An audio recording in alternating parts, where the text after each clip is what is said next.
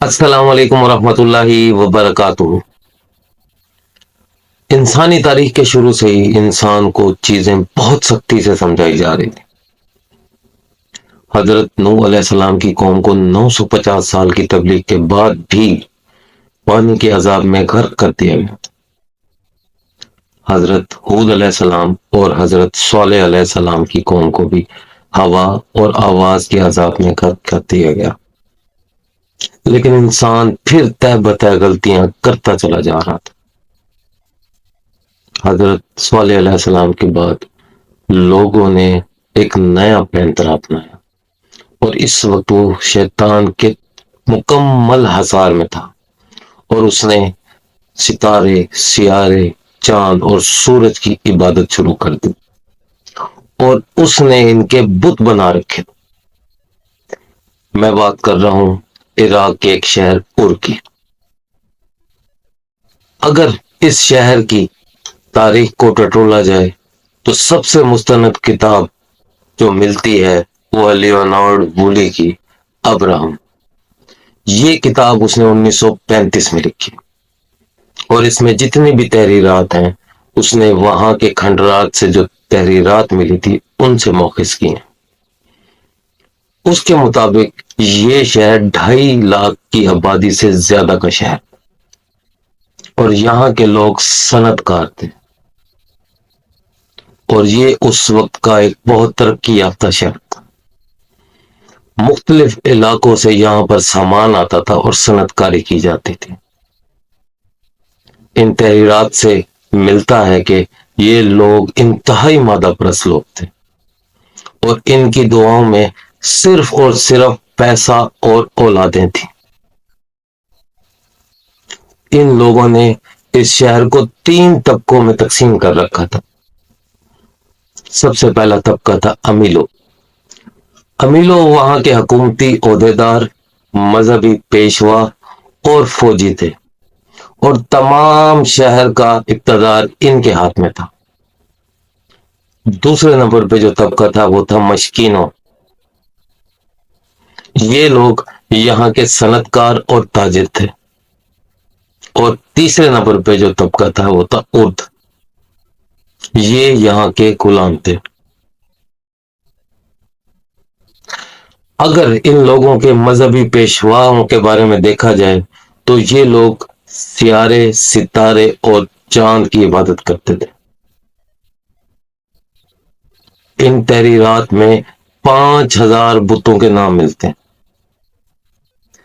ان کا ایک سب سے بڑا جو خدا تھا وہ چاند تھا، جس کو وہ رب البلد کہتے تھے، اور اس کا نام ننار لکھا گیا ہے، اس لیے اس شہر کو کمرینا بھی کہا جاتا تھا۔ اور باقی کافی سارے بت، چھوٹے چھوٹے ستارے اور سیارے تھے جو جن کو چھوٹے چھوٹے معاملات، امور دیے گئے تھے جو وہ کام کرتے تھے۔ اس شہر کے بالکل ساتھ ایک اور شہر تھا جس کا نام تھا لرسا، اور وہاں کا رب البلد سورج تھا۔ جب انسان ان سب تاریکیوں میں گھر چکا تھا تو اللہ تعالی نے اس دفعہ ایک انتہائی حلیم، قربانی دینے والے اور صبر کرنے والی شخصیت کو تربیت دے کر وہاں ابھارا۔ یہ ایسی شخصیت تھے جن کو آج 4000 سال بعد بھی ہم اپنی ہر نماز میں یاد کرتے ہیں، درود ابراہیمی میں۔ ان کا نام تھا حضرت ابراہیم علیہ السلام۔ حضرت ابراہیم علیہ السلام 2100 قبل مسیح میں شہر ار میں پیدا ہوئے، اور جس کا ذکر ہم پہلے کر چکے ہیں کہ یہ لوگ مکمل طور پر ستارے، سیارے اور چاند کی عبادت کرتے تھے۔ اللہ تعالیٰ نے حضرت ابراہیم علیہ السلام کو انتہائی عقل سلیم اور وجیح شخصیت دی تھی، اور جب انہوں نے ہوش سنبھالا اور جب دیکھا کہ لوگ سیارے، ستارے اور چاند کی عبادت کرتے تھے تو انہوں نے اس کے بارے میں سوچنا شروع کر دیا، اور بغیر کسی وحی کے انہوں نے اس کی تحقیق شروع کر دی۔ سورہ الانعام آیت نمبر 75 سے 80 میں اس کا تذکرہ موجود ہے۔ حضرت ابراہیم علیہ السلام نے پہلی رات جب یہ سوچا کہ یہ ستارے خدا ہیں، تو جب صبح ہوئی تو یہ غروب ہو گئے۔ تو حضرت ابراہیم علیہ السلام نے فرمایا کہ جو غروب ہو جائے وہ رب نہیں ہو سکتا۔ اگلی رات انہوں نے دیکھا کہ یہ لوگ چاند کی عبادت کر رہے تھے، تو وہ ساری رات اس کے بارے میں سوچتے رہے، لیکن جب صبح ہوئی تو وہ بھی غروب ہو گیا۔ تو حضرت ابراہیم علیہ السلام نے فرمایا جو غروب ہو جائے وہ رب نہیں ہو سکتا۔ اور پھر ان کی توجہ نزدیکی شہر لرسا پہ ہوئی جو سورج کی عبادت کرتے تھے، اور جب شام ہوئی اور وہ بھی غروب ہو گیا تو حضرت ابراہیم علیہ السلام نے وہی الفاظ فرمائے کہ جو غروب ہو جائے وہ رب نہیں ہو سکتا۔ یہ اللہ تعالیٰ کی ان کو عطا کی ہوئی عقل سلیم تھی، اور انہوں نے آباء و اجداد کے دین کو مکمل رد کر دیا اور دعا مانگتے رہے کہ اے رب تو ہے اور مجھے کوئی نشانی۔ اور پھر اللہ تعالیٰ کا ان پہ کرم ہوا اور ان کو نبوت سے نوازا گیا۔ جب حضرت ابراہیم علیہ السلام کو نبوت سے نوازا گیا تو ان کے ذہن میں ایک سوال آیا کہ اللہ تعالیٰ آپ نے سب کو پیدا تو کیا ہے، لیکن جب ہم مر جائیں گے تو پھر آپ کیسے زندہ کریں گے؟ قرآن میں اس کا مکمل ذکر موجود ہے۔ جب حضرت ابراہیم علیہ السلام نے اللہ تعالیٰ سے یہ سوال کیا تو اللہ تعالیٰ نے پوچھا کہ اے ابراہیم کیا تم ایمان نہیں رکھتے؟ تو حضرت ابراہیم علیہ السلام نے فرمایا کیوں نہیں، میں رکھتا ہوں، لیکن دل کا اطمینان چاہتا ہوں۔ تو حضرت اللہ تعالیٰ نے حضرت ابراہیم سے فرمایا کہ 4 پرندے لاؤ اور ان کو اپنی طرف مانوس کرو، یعنی کہ جب بھی آپ بلاؤ تو وہ آ جائیں۔ جب حضرت ابراہیم نے ان کو اپنی طرف مانوس کر لیا تو اللہ تعالیٰ نے فرمایا کہ ان کو ذبح کر کے ان کے ٹکڑے مختلف جگہوں پہ پھینک دو اور پھر ان کو بلاؤ۔ جب حضرت ابراہیم نے ان کو بلایا تو وہ ان کے پاس واپس آ گئے۔ یہ وہ کھلی شہادت ہے جو تمام انبیاء کو دی جاتی ہے، جس کا ذکر ہم پچھلی ویڈیوز میں بھی کر چکے ہیں، جس میں حضرت نوح علیہ السلام نے، حضرت ہود علیہ السلام نے اور حضرت صالح علیہ السلام نے فرمایا کہ میں ایک کھلی شہادت پہ تھا۔ کھلی شہادت، کھلی گواہی، یعنی کہ چیزیں دکھائی گئیں، اور پھر اللہ تعالیٰ نے مجھے اپنی نعمت سے نوازا، یعنی کہ نبوت بخشی۔ جب حضرت ابراہیم علیہ السلام کا ایمان مکمل تکمیل پہ پہنچ گیا تو اللہ تعالیٰ نے ان کو فرمایا کہ اب آپ اپنی قوم کی طرف تبلیغ کریں۔ جو شخص اتنا کچھ دیکھنے کے بعد اپنی قوم کی طرف گیا ہو تو آپ سوچ سکتے ہیں ان کا کانفیڈنس لیول یا خود اعتمادی کس طرح کی ہوگی۔ پھر حضرت ابراہیم نے مکمل خود اعتمادی کے ساتھ ان کو بتوں کی عبادت سے منع کیا۔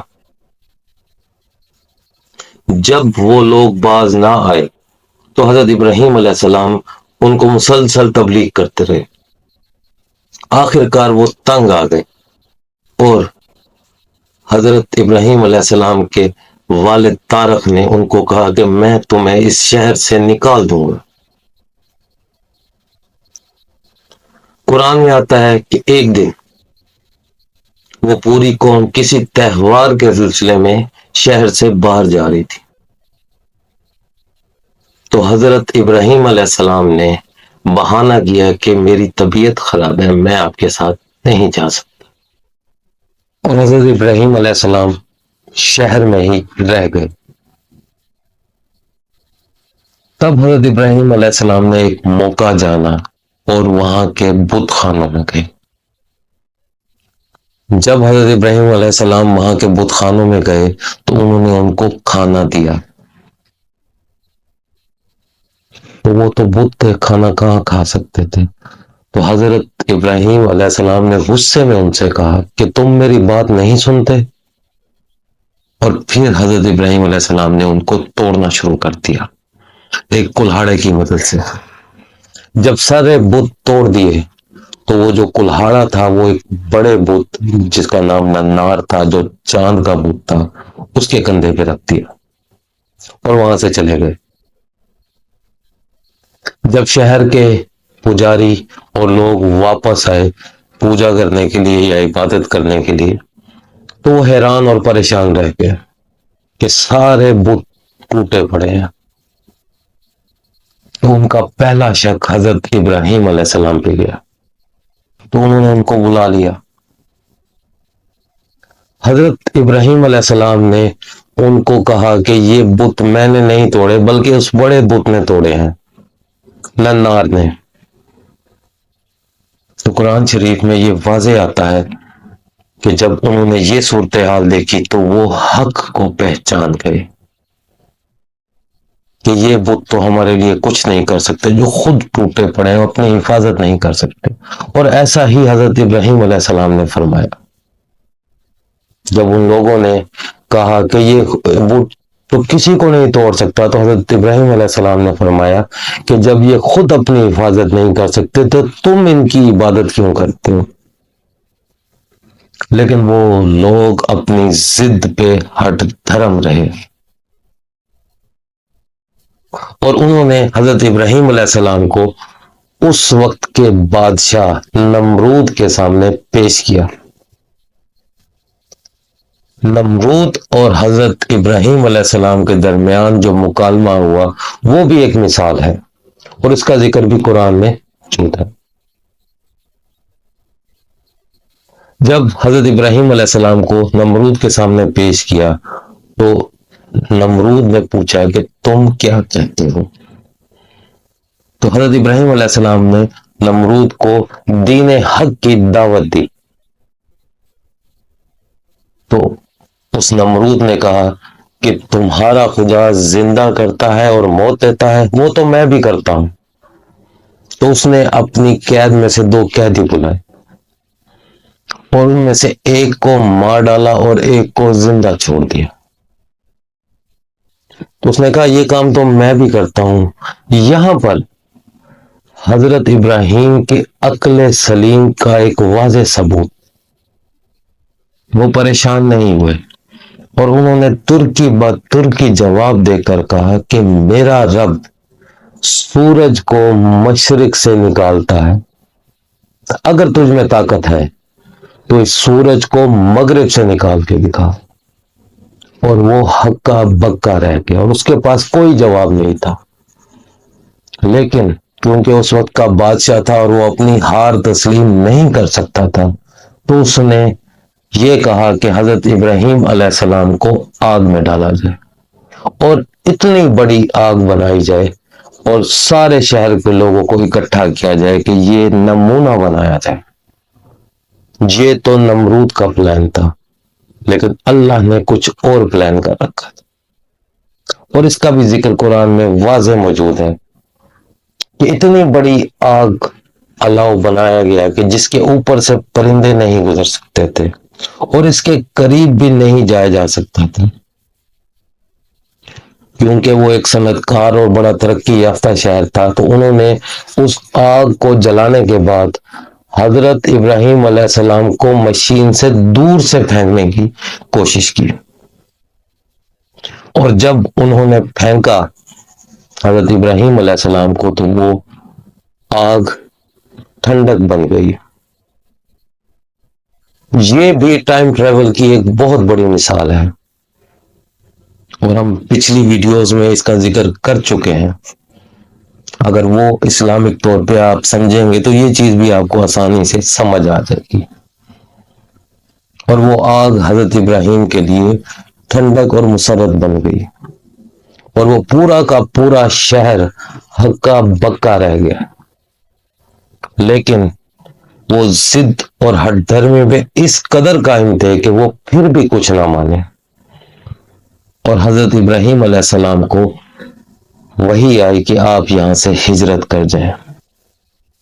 جب حضرت ابراہیم علیہ السلام نے اس شہر سے ہجرت کی تو وہ 3 لوگ تھے، حضرت ابراہیم علیہ السلام، حضرت سارہ جو حضرت ابراہیم علیہ السلام کی بیگم تھی، اور حضرت لوط علیہ السلام۔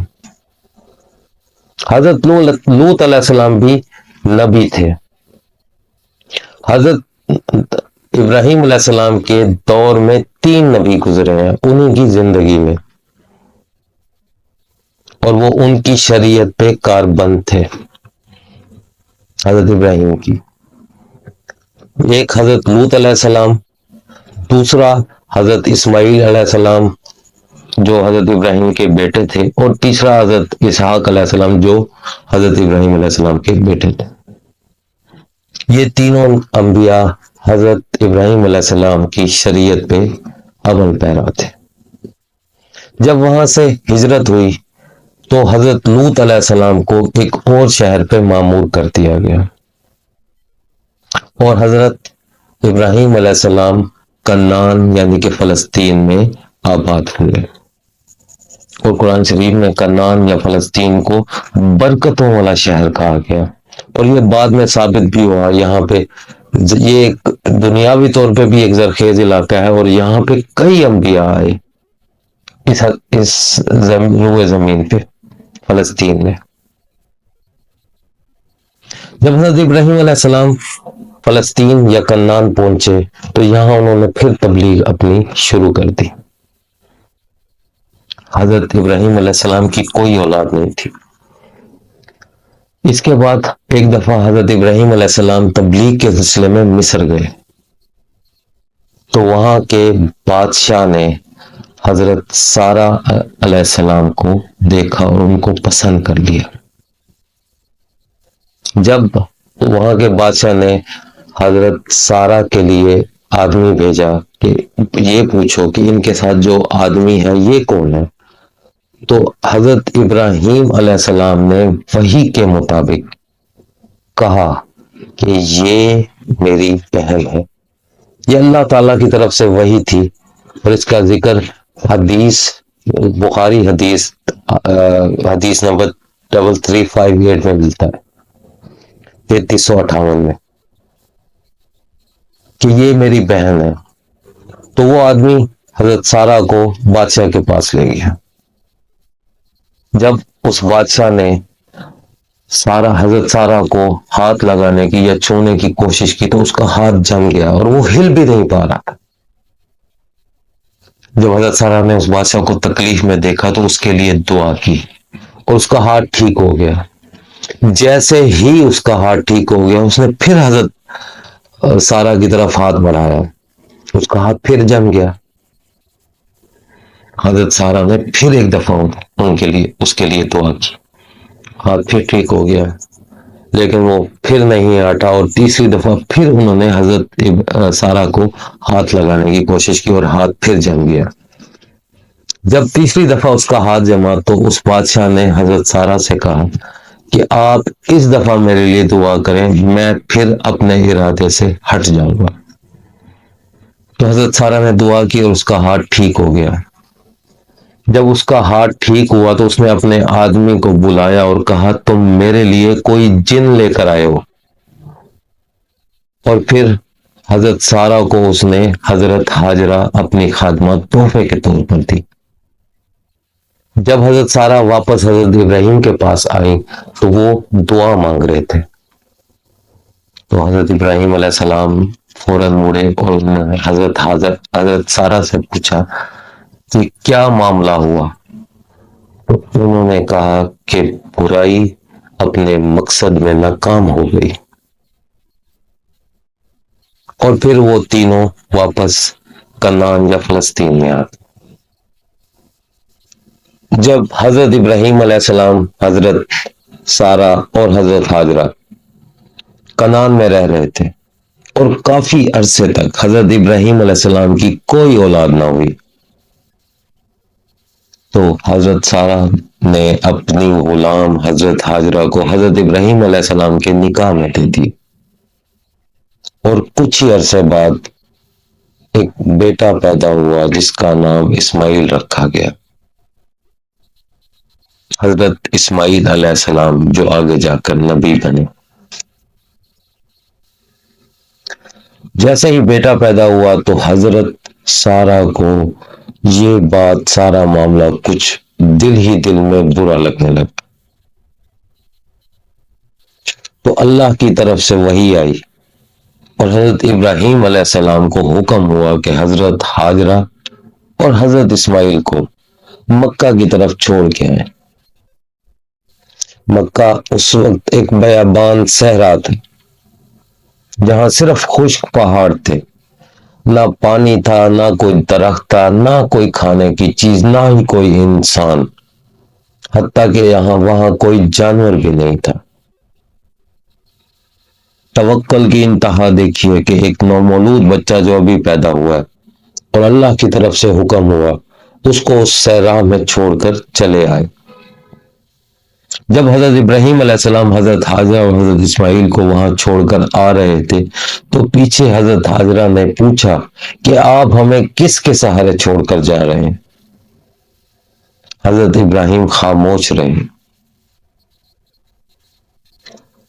جب وہ خاموش رہے تو حضرت حاجرہ سمجھ گئیں یہ اللہ کا حکم ہے، تو حضرت حاجرہ نے پوچھا کہ یہ اللہ کا حکم ہے؟ تو حضرت ابراہیم نے پیچھے مڑ کر صرف سر ہلا دیا اور واپس خاموشی سے کنعان آ گئے اور یہاں حضرت سارہ کے ساتھ رہنے لگے۔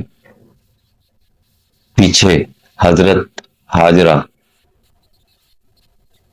خشک صحرا میں اپنے بچے کو بچانے اور اپنے آپ کو بچانے کے لیے ادھر ادھر بھاگ رہی تھی اور مدد مانگ رہی تھی۔ جہاں حضرت ابراہیم ان کو چھوڑ کر آئے تھے وہاں 2 پہاڑیاں تھیں، ایک کا نام صفا، ایک کا نام مروہ، جو بعد میں رکھا گیا۔ حضرت حاجرہ ایک کی طرف بھاگتی اور پھر واپس آ کے دوسری کی طرف بھاگتی۔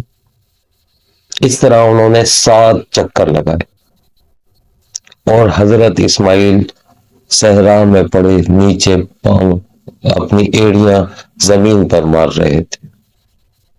جہاں حضرت اسماعیل علیہ السلام اپنی ایڑیاں زمین پر مار رہے تھے 7ویں چکر پہ وہاں سے پانی کا چشمہ ابل پڑا۔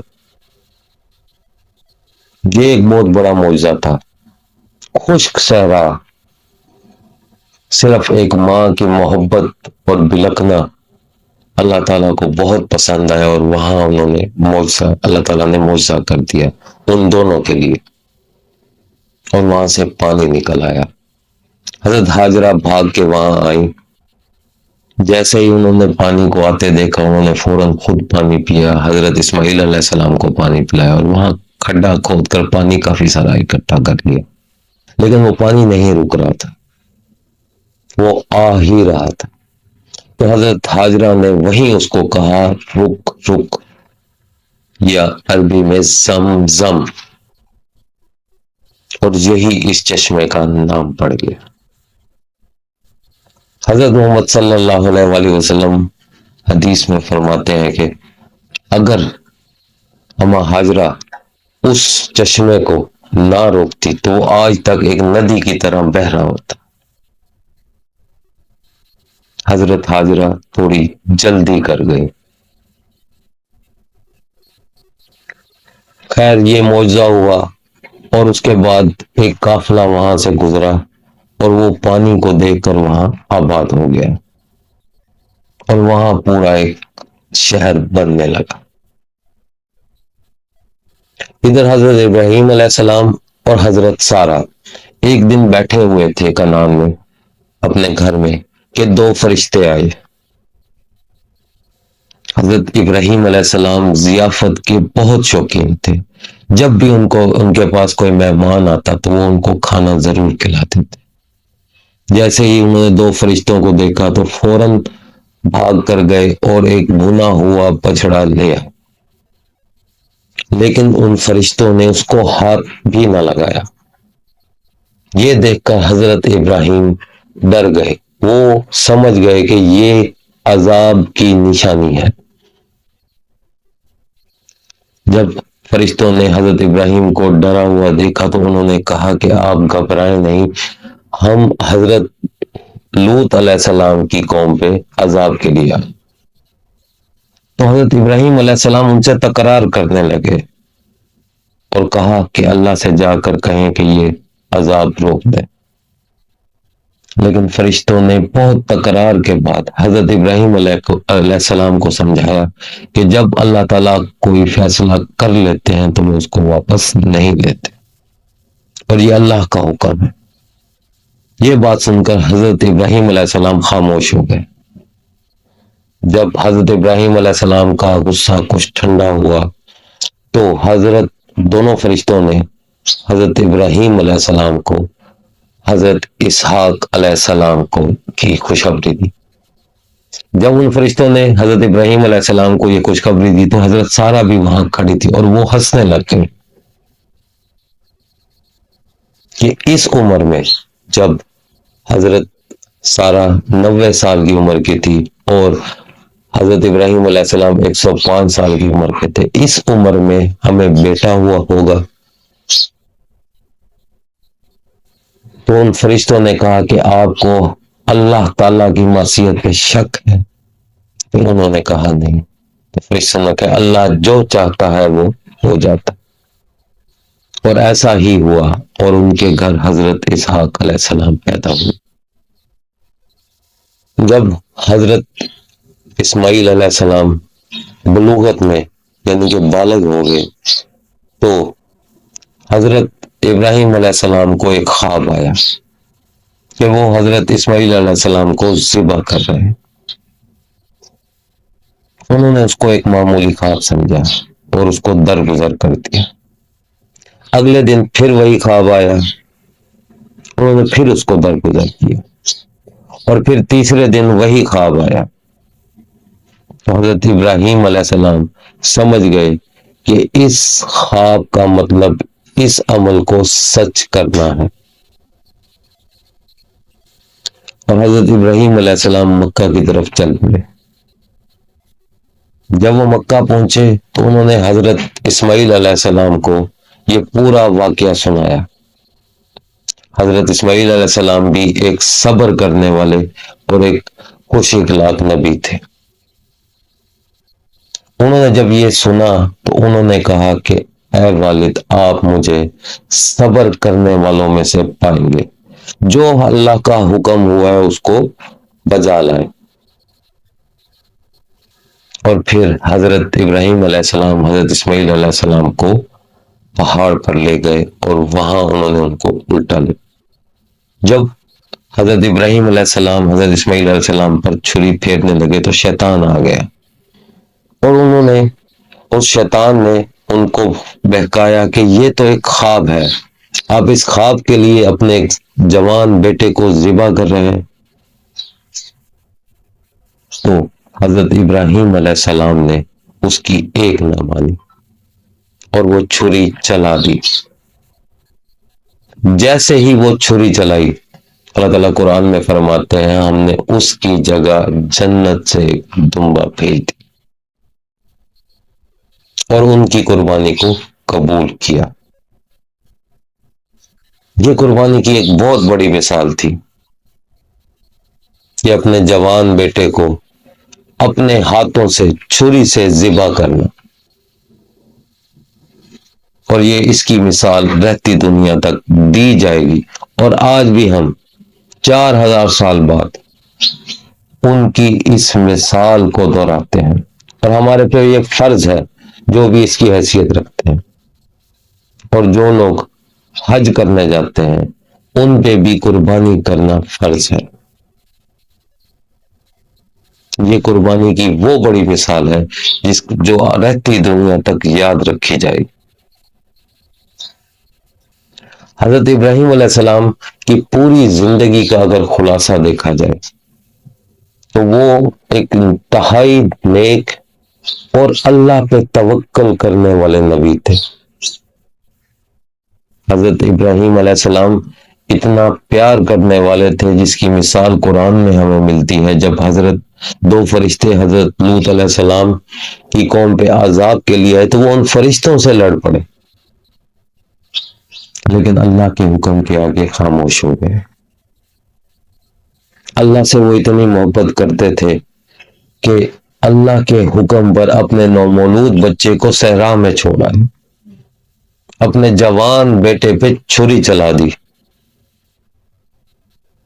یہ صرف اور صرف توکل کی انتہا تھی، اس لیے قرآن میں ان کی اتنی تعریف کی گئی اور ان کو تحفہ دیا گیا کہ ان کی ذریت یا اولادوں میں سے نبی بھیجے۔ اس کے بعد جتنے بھی سلسلے چلے گا حضرت ابراہیم علیہ السلام کی ذریت یا اولادوں میں چلے، اور حضرت محمد صلی اللہ علیہ وسلم آخری نبی بھی حضرت ابراہیم علیہ السلام کی لڑی میں سے ہیں۔ ہماری آج کی ویڈیو یہاں پر ختم ہوتی ہے۔ ہماری ایسی ویڈیوز کو مزید دیکھنے کے لیے سبسکرائب لازمی کیجیے گا۔ ویڈیو دیکھ لینا اچھی بات ہے، لیکن سبسکرائب کرنے سے آپ ہمارے ساتھ ایک تعلق بنا کر جڑے رہتے ہیں اور ہماری اگلی ویڈیوز بھی آپ تک بآسانی پہنچ جاتی ہیں۔ اور کومنٹ لازمی کیا کیجیے اور شیئر اور لائک بھی کیا کریں۔ جزاک اللہ خیر۔ السلام علیکم ورحمۃ اللہ وبرکاتہ۔